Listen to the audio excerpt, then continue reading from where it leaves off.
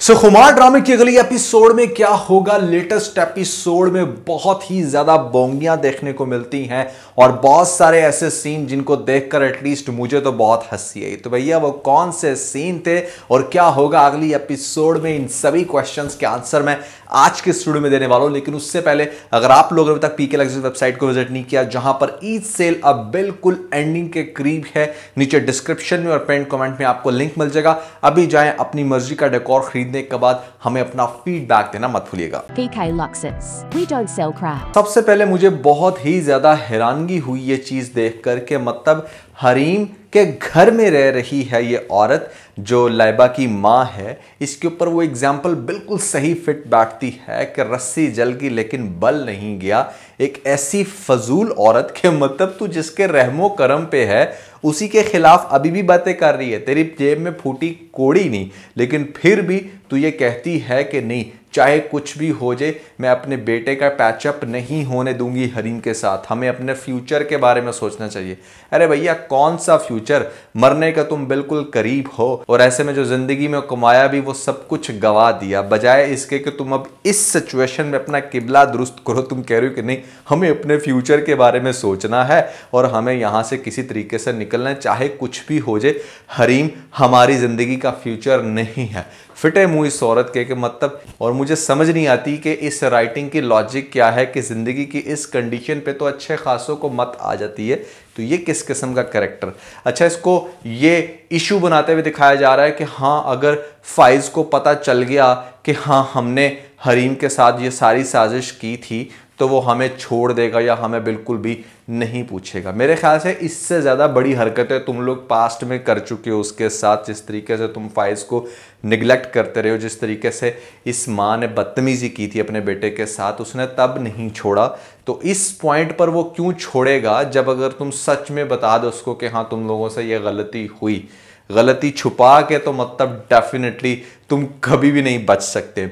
तो एक तो ये पॉइंट। अच्छा, उससे भी ज़्यादा जो इंटरेस्टिंग पॉइंट मुझे लग रहा है वो ये जो मैं आपको पहले ही बता रहा हूँ कि फाइनेंशियल क्राइसिस का शिकार हैं और मजबूर हैं बेचारे, जिसकी वजह से यहाँ हरीम की तरफ रह रहे हैं। पैसा नहीं है ना बेचारों के पास, लेकिन दूसरी तरफ इसी आंटी ने आज भी महंगी महंगी अंगूठियाँ पहनी हुई हैं जिनको आराम से वो बेच के ठीक ठाक पैसा ले सकती है। लाइबा के पास आप आईफोन प्रो मैक्स देख सकते हो जो एटलीस्ट 14 वाला तो होगा। तो ऐसी कंडीशन में ये भी 5-6 लाख का है। आंटी के पास 2-4 लाख का जेवर भी है। तो कलेक्टिव अमाउंट भी इतनी बन जाती है कि किसी अपार्टमेंट में 2-3 महीने के लिए रह सकते हैं। फिर इनको क्यों ज़रूरत पेश आ रही है जब इतनी ही अकड़ है और बिल्कुल भी हरीम का सहारा नहीं लेना चाहती ये आंटी, तो क्यों नहीं ये काम करती। और फाइनली आपको वही पॉइंट दिखा दिया गया जिसका ढिंडोरा मैं बहुत देर पहले से पीट रहा था कि नासिर जो है इसी चीज़ पे धमकाएगा कि अगर आंटी ने अब पैसे नहीं दिए शेखानी ने तो वो सब कुछ सच बता देगा फाइज को। और इसी के चलते यहाँ पर अगला स्टूपिड सीन के एक इंसान जो किसी भी तरह से हरीम को एक्सेप्ट करना नहीं चाह रही, उससे बहुत नफरत करती है और ये जानते हुए भी कि उसने पास्ट के अंदर और करंट सिचुएशन में भी वो क्या कुछ करती फिर रही है, उसको मसल्ले पे बिठा दिया। वो अल्लाह मियाँ से माफ़ी मांग रही है, अल्लाह मियाँ को कह रही है कि मेरे हालात दुरुस्त कर दो। ये तो बिल्कुल वही एग्जाम्पल हुई कि मस्जिद में बैठ के आप शराब पी रहे हो और मांग रहे दुआ कि अल्लाह तुम्हारे गुनाह माफ़ कर दे, या फिर ऐसे में शैतान के खाने में बैठ के अल्लाह को याद करना। तो बड़ा ही एक स्टूपिड, स्ट्रेंज और क्रिंज किस्म का कैरेक्टर है इसकी माँ का। और शायद यही एक टॉक्सिसिटी है इस ड्रामे के अंदर इस कैरेक्टर की, जिसकी वजह से ये हमें हुक करके रखना चाहते हैं एंड तक कि होगा क्या, कब इसकी अकड़ ख़त्म होगी, कब यहाँ पर फाइज को सारी बातें पता चलेंगी। फाइज जॉब लेने गया था इस्लामाबाद में और जॉब उसको मिलती कहाँ है, फाइनली कराची में।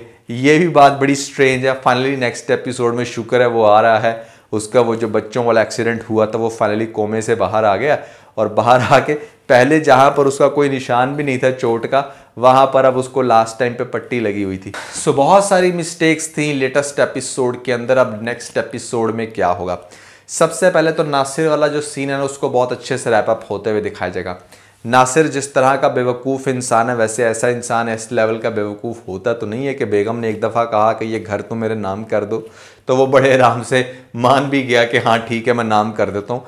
जो शुरू से ही लालची है, जो बल्कि अपनी बेगम का घर अपने नाम पे करने का सोचता था, वो कैसे बड़े आराम से मान जाएगा? तो ये बात भी मेरी समझ में नहीं आती। तो होने वाला कुछ इस तरीके से कि इसकी बेगम को पता तो चल गया कि हाँ इसकी जो बीमारी है वो काफ़ी ज़्यादा लंबी चौड़ी है और मुझे इससे जान छुड़ानी है, और जान अगर मैं डायरेक्टली छुड़ाऊंगी तो मेरा अपार्टमेंट जाएगा, वो अपार्टमेंट जो ऑलरेडी मैं इसके नाम कर चुकी हूँ, तो मुझे कुछ ना कुछ प्रॉपर्टी अपने नाम पे रखनी है। अब ऐसी कंडीशन में वो क्या करना चाहती है कि वो ये घर अपने नाम पे करवाना चाहती है हक महर के एवज़, ताकि वो जब बाद में तलाक की डिमांड करे या कुछ भी ऐसा करे तो एटलीस्ट उसके पास रहने की छत हो। सो बड़ी चालाक औरत है। पहले तो मुझे समझ नहीं आती कि नासिर का और इसका जोड़ क्या है। वो ठहरी आंटी जो अच्छे खासे आंटी वाला रोल भी करती आई है, उसको कहा ठीक है नासिर बेशक विलन है लेकिन एक लड़का है, तो लड़के के साथ कहाँ आपने उसकी बेगम बना दी है इसको। अच्छा, एक तो नासिर अपने घर से जाएगा, वो घर उसके नाम पे करवा देगा। सेकेंडली मुझे ये लगता है ऐसा दिखाया जा सकता है कि वो इसको थोड़ा थोड़ा करके पॉइजन दे जिससे इसकी कंडीशन ख़राब हो, क्योंकि इसने इससे जान छुड़ानी है। और एक और चीज़ भी आपको दिखाई जा सकती है कि यहाँ पर जब नासिर की बुरी कंडीशन हो या उसके पास आगे से सर्जरी के पैसे ना हो, तो वो फाइज़ को बुलाएगा अपने पास, क्योंकि शेखानी तो पैसे देने से रही। तो शेखानी जो ये सब कुछ छुपाएगी, हो सकता है कि फ़ाइज़ के आने के बावजूद भी उसके आने से पहले यहाँ से अपने हस्बैंड और अपनी बेटी को लेकर निकल जाए और इतना बड़ा एहसान सामने ना आने दे फ़ाइज़ के कि किस तरीके से उसकी बेगम ने एक्चुअली में इनको शेल्टर दिया। तो ये जो सारा पॉइंट होगा ये डेफिनेटली आगे जाके ये नासिर ही क्लियर करेगा। नासिर कहेगा कि मैंने झूठी कसम उठाई थी जिसका नतीजा ये निकला कि मैं मरने के बिल्कुल करीब हूँ, लेकिन मैं मरते मरते एटलीस्ट एक काम अच्छा करना चाहता हूँ, और वो ये कि तुम्हें बताना चाहूँगा कि तुम्हारी ज़िंदगी के अंदर जितना भी जहर घोला गया है, जितनी भी मुश्किलात आई हैं, वो सब तुम्हारी माँ की वजह से आई हैं। तुम्हारी माँ मुझे पैसे देकर ये सारे काम करवाती रही है, वो सब वीडियो वाला चक्कर सब फेक था। हरीम ऐसी लड़की बिल्कुल भी नहीं है। मैंने हरीम जैसी लड़की को खोकर बहुत कुछ खोया है।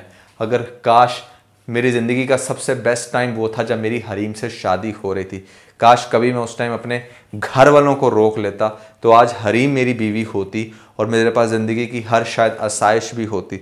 लेकिन पहले मैंने अपनी बेगम को खोया कुछ लालच की वजह से, और फिर लालच की वजह से तुम्हारा घर ख़राब किया, और फिर उसी लालच के चलते यहाँ पर मुझे ऐसी सज़ा मिली है कि मैं अब इस दुनिया में कुछ दिनों के लिए उसको अपनी बीमारी बताएगा। और डेफिनेटली जो मरने वाला इंसान होता है उसके साथ आपकी सारी सिंपैथी होती है। आप उसको ये नहीं कहते कि हाँ तूने ये क्यों किया वो क्यों किया, वो ऑलरेडी उस पनिशमेंट में आ चुका है। अब अगली चीज़ होगी कि यहाँ पर वो अपनी माँ से जाकर जब पूछेगा सारी बातें, तो उस चीज़ को डेफिनेटली माँ तो कोई भी जवाब नहीं दे सकेगी, लेकिन बहन वेरीफाई करेगी कि हाँ आपको बिल्कुल नासिर ने ठीक कहा, हमारी माँ की वजह से ऐसा हुआ।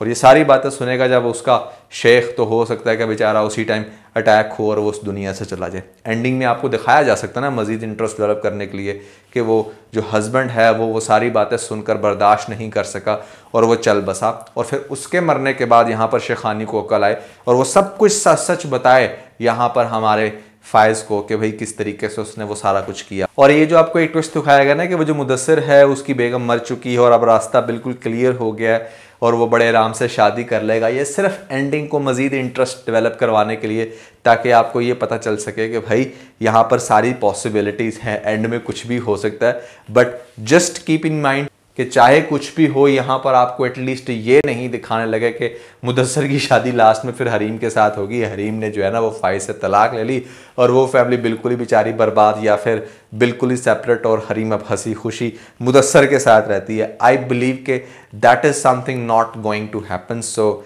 ईजी चिल रहें, आपको जो बताया है उसी के अकॉर्डिंग कुछ होगा। अंकल मर सकते हैं लास्ट में जो फ़ाइज़ के अब्बा हैं, और रेहान का भी सामने डेफिनेटली आना एक बहुत ही ज़्यादा इंटरेस्ट डेवलप करवाएगा, क्योंकि उस बंदे ने भी इस फैमिली को जितना हिट किया है, हम चाहते हैं कि हमें उसका भी एंड दिखाया जाए। सो दैट इज़ समथिंग जो आई बिलीव के नेक्स्ट एपिसोड में हो सकता है, या फिर उससे अगले एपिसोड हम लेटेस्ट एपिसोड को भी ज़रूर डिस्कस करेंगे। आपके अकॉर्डिंग क्या होने वाला है और कैसा लग रहा है आपको खुमार ड्रामा, ज़रूर बताइएगा नीचे मुझे कमेंट सेक्शन। इसके अलावा अगर आप लोगों ने मेरी ये वीडियो नहीं देखी तो ऊपर आपको लिंक मिल जाएगा, जल्दी से लिंक पर क्लिक करके वीडियो देख के अपना फीडबैक मुझे ज़रूर दीजिएगा।